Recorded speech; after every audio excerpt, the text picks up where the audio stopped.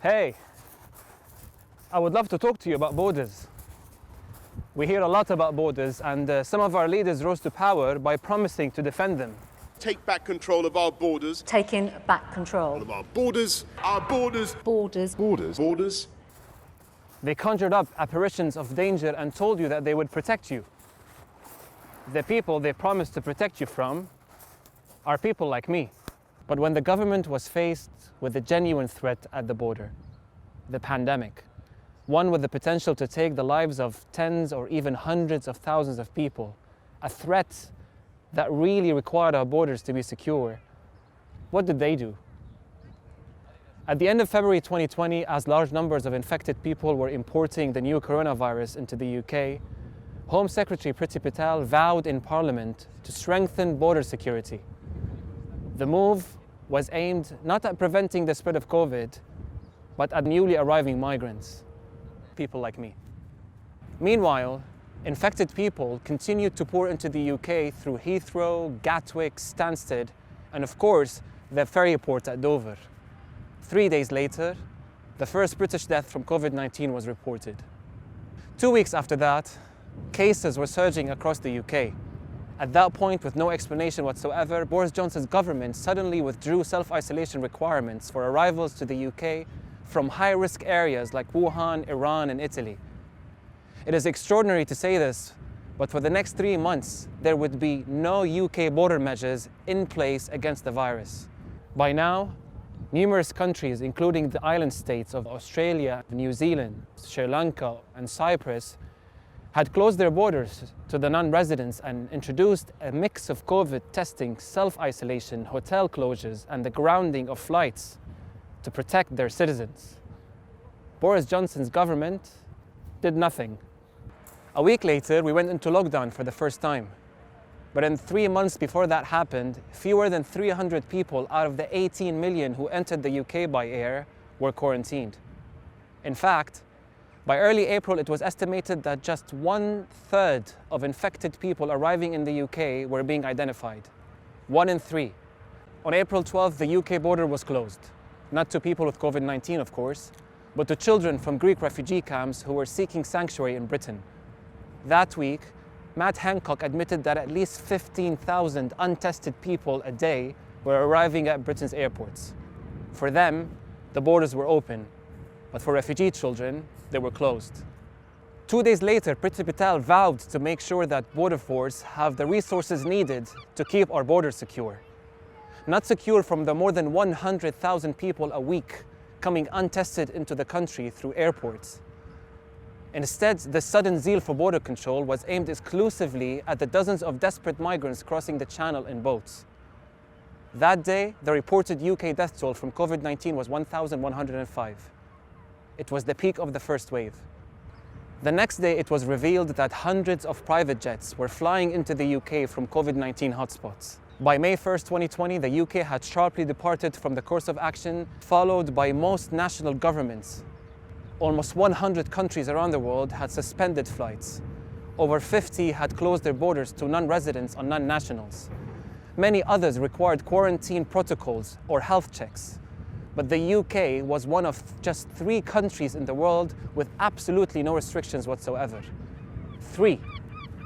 And the UK was one of them.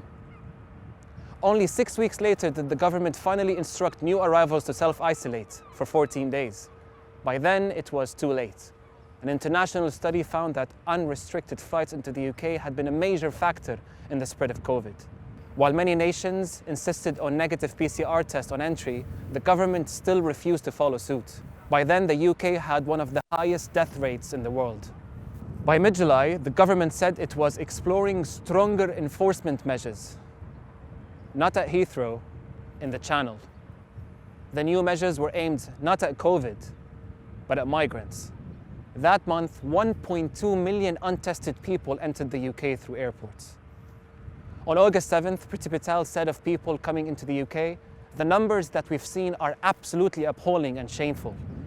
She was referring, of course, to the number of dinghies crossing the Channel, which she said was unacceptably high. She promised to take back control of our borders. Still, there was no testing at the airports. the government-owned scientific advisors would soon warn that the lack of airport testing and poor quarantine compliance was increasing the spread of COVID-19. By late September, case numbers were rising again, with the 7-day average hitting 6,000 a day. The feared second wave had begun. So what did Priti Patel do? Naturally, she vowed to take tough actions to secure Britain's borders from refugees. 2 days later, leaked documents revealed a bizarre range of plans that she was considering for dealing with migrants. From deportations to a remote island in the South Atlantic to a wave machine and a floating wall in the Channel. The following month, she announced a range of surveillance techniques to prevent migrants entering from France, including increased border patrols, drones, radar equipment, optronic binoculars, and fixed cameras.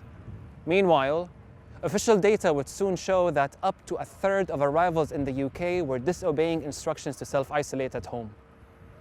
They were not subject to radar equipment or optronic binoculars.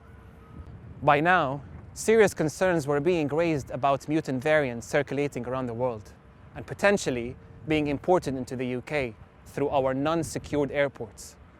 Over the course of 2020, an average of 10,000 potentially infected people flew into Heathrow Airport every single day. Only on January 8th this year did Johnson and Priti Patel finally, after a year of procrastination, announced that the new arrivals would require a negative COVID test, although the new measures would only come into force a week later. In the meantime, the government set up a high-tech command center to strengthen the UK border, not against COVID-19, of course, but against migrants crossing the Channel. At the end of January, the government finally announced a plan for quarantine hotels for arrivals from high-risk countries, but said it would not implement the measures for nearly 3 weeks. An investigation by the Times newspaper revealed that 35 countries with the South African and Brazilian virus variants had been left off the UK's quarantine list. Only spot checks were taking place at airports, even for passengers arriving from South Africa. One passenger arriving indirect from Johannesburg said that she was shocked to be ushered through in just 10 minutes with no officials requesting to see her negative COVID-19 test result or passenger locator form. As ever with this government, when the situation required targeted restrictions at our borders to protect the population from a genuine threat, their response was too little too late. And instead, as has always been the case, they put their energies into vilifying people like me, people fleeing wars and repressive regimes because they thought that that would distract voters from their failures at the borders that actually mattered. So next time Boris Johnson or Priti Patel stands on the beach at Dover and points out on the sea and blames this country's problems on refugees, remember what happened a few hundred meters away at the ferry port. And remember what happened 80 miles away at Heathrow. For years, they promised to take back control of these borders. They rose to power on the back of that promise. But then when the moment came, the moment when it actually mattered, the moment when action at the border could have saved many thousands of lives, this government did nothing.